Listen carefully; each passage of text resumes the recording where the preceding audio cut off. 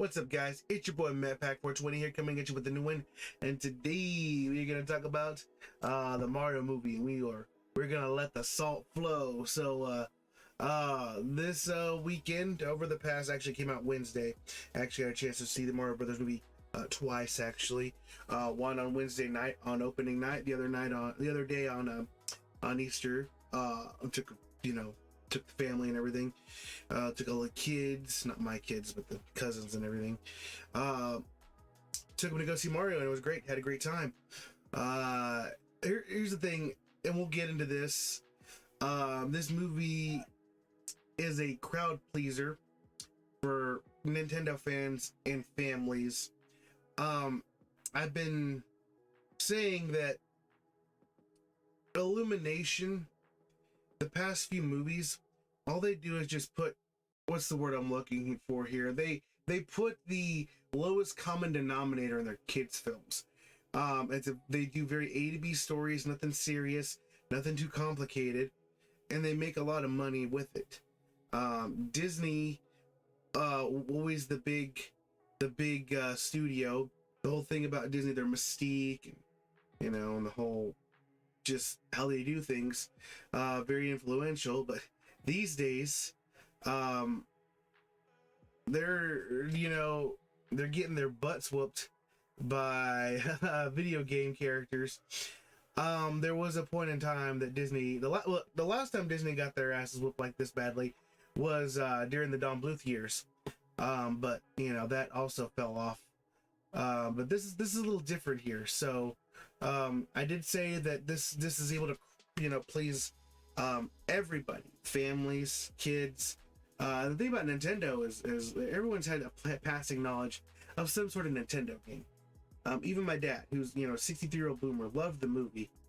And his only knowledge of the characters in the games are what he saw me play as a kid growing up.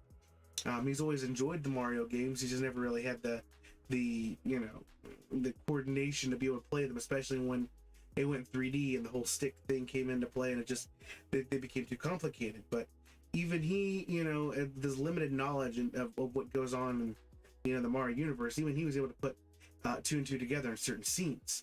And even he had a good time. It was a good time with all the cousins, the kids. Everybody enjoyed it.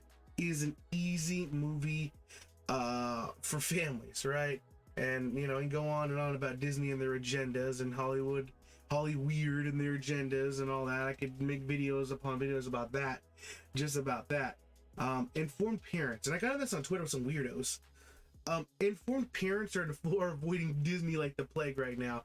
White Year, Strange Worlds, any movie that has pushed some sort of agenda down families' throats, they're not having it, right? Even I was at the family barbecue on Easter, and all the kids playing around and they're going nuts, and my aunt was like, please get them out of here. Go to the movies, go see something. What is playing? And I said, Mario movie's playing. She goes, okay, go see that. Don't take them to see nothing that's full of the gays. Those are her words. Those are her words. She's look, the Hispanics are very old school a lot of ways, but yeah, so Mario opens to a 377 million 5-day, pretty good. I think Frozen 2 did a little better, but at the same time, this movie is dominating, right? So I just want to get into the salt real quick because the critics don't like the movie because they're morons, and I'll get into one here in a minute. But let's start with John Leguizamo, who was he was in the original Mario Brothers movie. That piece of crap. That the story behind that movie is more interesting than the actual movie itself. The movie itself's not good at all, but it's a guilty pleasure, and I will say that I have enjoyed the original Mario Brothers movie. It's one of those movies where it's so bad that it's good. But John Legg was almost all butthurt about him not being asked to come, do something in this movie. I was groundbreaking, and they stopped the groundbreaking. Yeah, look, these are Italian characters, not Latino. You fucking idiot. But yeah, as you see, this is where it shows on Rotten Tomatoes. 54% and a 96% audience score. So, yeah, critics, you know, they don't like movies that are full of audience, you know, nostalgia. They don't like movies that are made for audiences. They want these weirdo critics want to be. They want to have their you know, expectations subverted. You know, they wanted Mario to be a drug addict and be a loser, and have Princess Peach be the, you know, you know, girl boss that don't need no Mario help. That's what they wanted. They wanted something that was made for a modern audience that audiences are rejecting, and that's not what they got. They got a quite frankly easy on the story Mario movie that's just about Mario, Luigi, Peach, Donkey Kong. It's easy. It's an hour and a half long. Like I said, kids, it holds their attention. It's big, shiny. It's Mario. You know, that's what families want.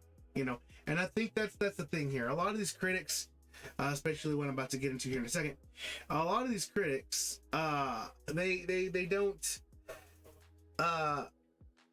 they don't have kids. They don't have families. They're all living in a New York apartment, you know, clinging on their access, hoping that Hollywood doesn't take it away, so they sit here and shill shitty movies that no one wants to see, and then bash good movies. But I digress. Well, the reason this movie's doing so well is because families over Easter holiday and Passover holiday too. Mind you, this movie came out during Passover. It was something to take the family to. All right, and there's nothing else to see right now. I mean, yeah, John Wick, but it's an R-rated movie, you know, and you're not gonna have anything else come out till Guardians of the Galaxy 3. And again, informed families are staying away from Disney. And look, I don't even have that much interest in any more MCU movies that aren't Spider-Man. Honestly, I'm kind of spent. But no. So here's what I really wanted to get into. Grace Randolph with your shitty opinions here. Look at that look at that ratio. This was her review, and I don't want to sit here because I already sat through enough of this. Her entire review is full of stupid, nitpicky stuff like this. But I'm certainly not a Nintendo fan. But, you know, just like I say movies shouldn't require homework, this should be accessible to a non-Nintendo fan, especially if it wants to make $1 billion. And this. Being a ready and willing participant, I was like, come on, Nintendo World, indoctrinate me. So I thought about it, and I saw it last night, and I've been like, why couldn't I get into this movie? And this morning, eureka, it clicked, and I realized the problem. The Super Mario Brothers movie, this latest one, they did the live action one many years ago.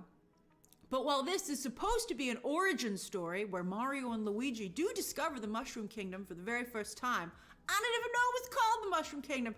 I had to look it up. It's not even made clear in the movie. And this? But the movie is written for fans and fans only. Nothing is explained to the audience. I would also say it's a little disturbing because apparently in the games, Bowser, I had to look it up, Bowser is obsessed with Princess Peach and has been for a very long time. But in today's marketplace, post Me Too, to hear Bowser declare that he's going to ask Princess Peach to marry him, which apparently isn't a spoiler because I looked it up and it happens in the games all the time. But he's like, I'm going to ask Princess Peach to marry me. And like his little sycophant sorcerer is like, what if she doesn't want to? And he's like, then I'll destroy her kingdom and kill everyone she knows. And you're like, wow, that's stalker behavior. And I would say kind of makes this not appropriate for children, quite frankly. And I was about to pull my hair out from this. And then when could Mario turn into a cat? I guess like if you're into furries, that works. And maybe that'll play really well in Asian markets. I know they love cats over there, like love cats. And then of course she has to pivot and,